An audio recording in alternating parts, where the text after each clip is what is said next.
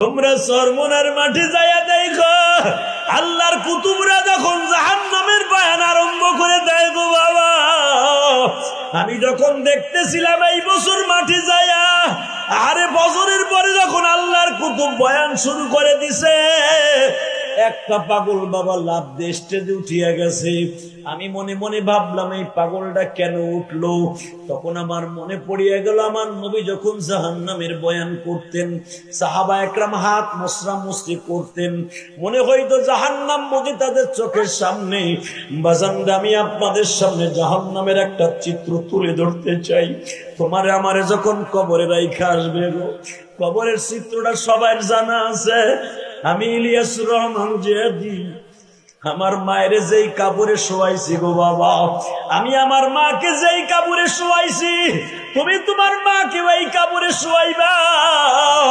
আমি ইলিয়াসুর রহমান জিহাদি আমার মায়ের এমন একটা কফিন ভাইয়া বাবা গোপালগঞ্জের জমিনে ঘুম পড়ায় রাখছি।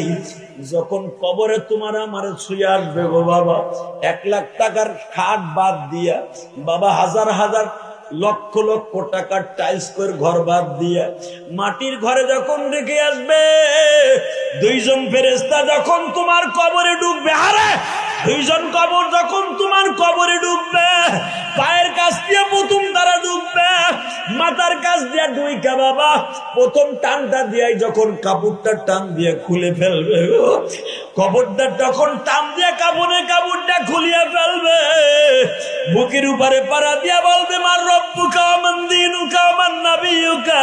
ও আল্লাহর পাগল গুলা আমার মাওলার একটু দেখায় দিতে পারবানি?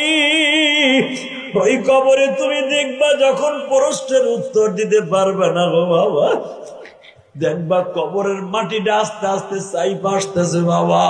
এই পাথরের হাড্ডি মাটিতে চাপ দিয়ে এই পাথরের মধ্যে ঢুকা দিয়া 2 হাতের আঙ্গুলের সামনে আমি ঢুকায়া দিছি। বাম পাশের পাথর ডাইন পাশে চলে আসবে, ডাইন পাশের পাথর বাম পাশে চলে যাবে গো। এই মাথাটারে বাবা চাপ দিয়ে একবার চালতে শেষার মতো চাইছে ফেলবে। আরে বাবা প্লাস্টিক যখন পুরাই একবার মাওয়ার মতো বানায় ফেলায়, তোমার এই মাথাটারে জাতা দিয়া বাবা একবার প্লাস্টিকের